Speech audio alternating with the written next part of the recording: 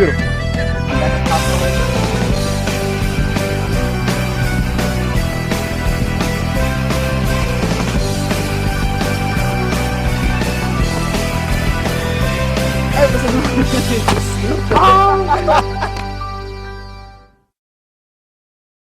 I first met Dean not long after I split up with my girl. I had just gotten over this serious illness that I won't bother to talk about, except that it had something to do with the miserably wary split up and feeling that everything was dead.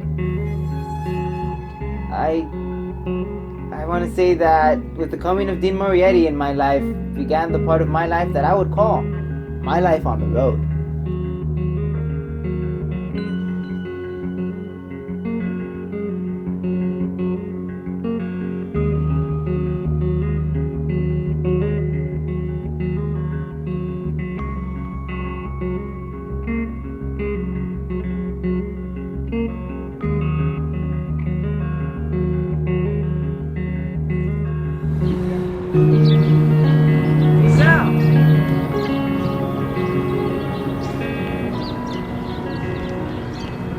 Ready to go to work?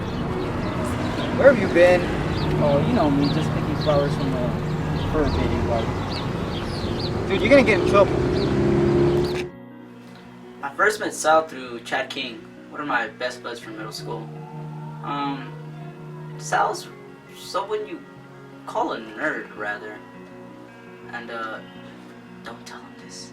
But I sort of just work with him because it's convenient. Hey, where's Chad? I don't know. Oh, I know he just works with me because nobody else would hire him. It doesn't really bother me though. At least he says he likes my writing, so we have something to agree upon.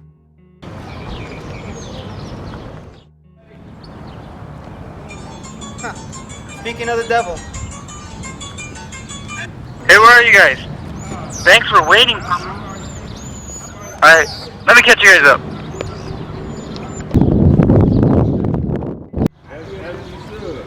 Chad is smart, but apparently he can't tell time.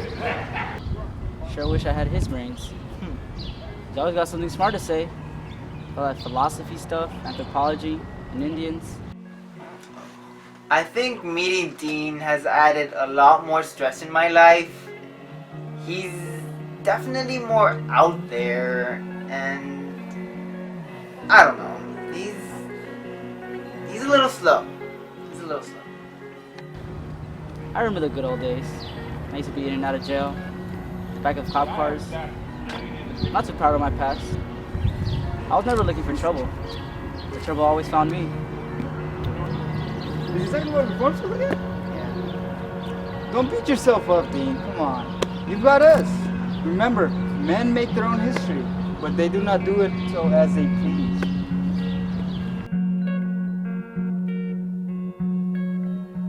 What's with the philosophical ideas, you ask?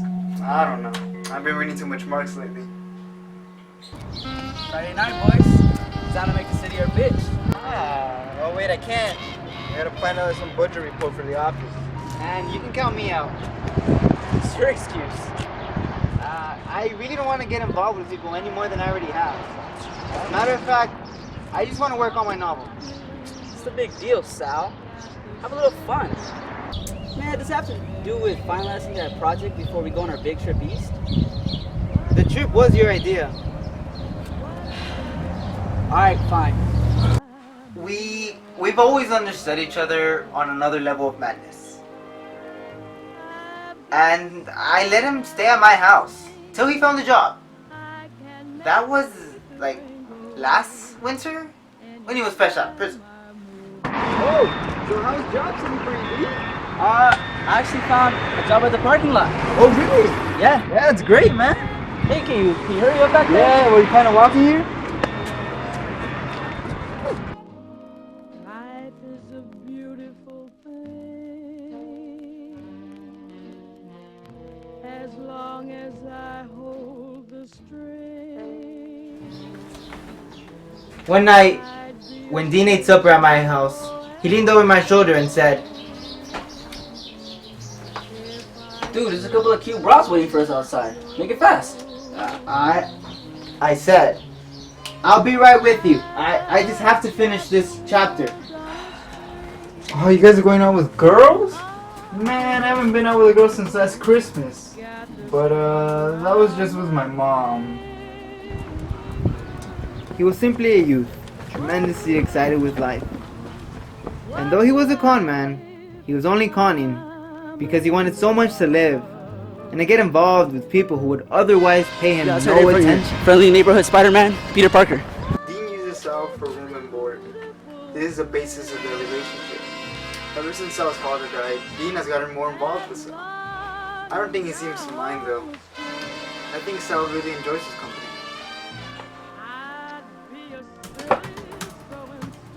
We tippy-toed around each other like heartbreaking new friends. He began to learn as much from me as I probably learned from him.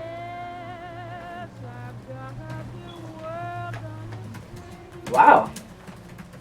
Just do what you're doing. Everything you do is great. Wow. Wow. That's amazing. Whew. Oh my God.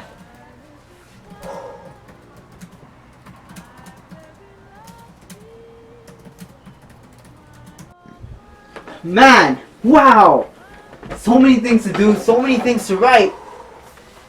How do we even begin to get it all down without modified restraints and like literary inhibitions and radical fears? Weirdo! People say I'm soft-spoken, and I may be, but I'm also observant. For example, I witnessed a spark between Carlo Marx and Dean. That night they went to Sal's house. Two piercing eyes, a holy con man with a shining mind, and the sorrowful poetic con man with a dark mind that is Carlo Marx. From that moment on, I saw very little of Dean, and I was a little sorry too. Their energies met head on. I was allowed compared. I couldn't keep up with them. The whole mad swirl of everything that was to come began then. It would mix up all my friends and all I had left of my family in a big dust cloud over the American night. Yes, over the American night. Carlo and Dean exchanged contacts. Carlo bragged about his friends and Dean bragged about unknown people in the West. Jonathan in Texas growing weed. Jane in a Benzedrine hallucination. Some guy named Pablo shipping cocaine from the South. He told him of Roy Johnson, Big Ed Dunkel, his boyhood buddies, his street buddies, his innumerable girls and sex parties and pornographic pictures, his heroes, heroines, and adventures. They rushed down the street together, digging everything in the early way they had, which later became so much sadder and perceptive and blank. Then came spring, the great time for traveling. And everybody in the scattered gang was getting ready to take one trip or the next. I was at the halfway mark in my novel when I decided that it was finally time to go east. How do you like my suit for the East? Wow, you must have worked really hard at the parking lot to earn that suit. Come on, Sal. You know who you're talking to? The best parking lot attendant in the world. Is that right? Huh, where you headed? Boston. Boston. Yeah. Great state of Massachusetts. Well, I hope later on this spring I'll catch up. Yeah. Hey, remember, when you get to New York, don't do anything I wouldn't do. Oh, Dean. We survived the best, dude. Alright, Chad. Well, I'll catch you guys later. See you. Stay out of trouble. Ha! Know who I am? It wasn't only because I was a writer and needed more experiences that I wanted to know Dean more. And because my life hanging around the office had reached the completion of its cycle. I thought of Dean as a brother. I really did. Although my aunt warned me that he would get me in trouble, I could hear a new call and see a new horizon. And believe it at my young age.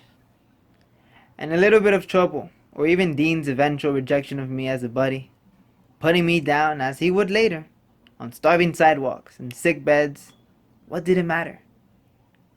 I was a young writer, and I wanted to take off.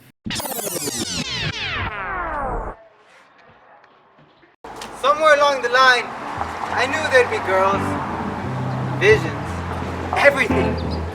Somewhere along the line, I knew the pearl would be handed to me. I'm just a dreamer, but I'm hanging on. Though I have nothing big to offer, I watch the birds how they die.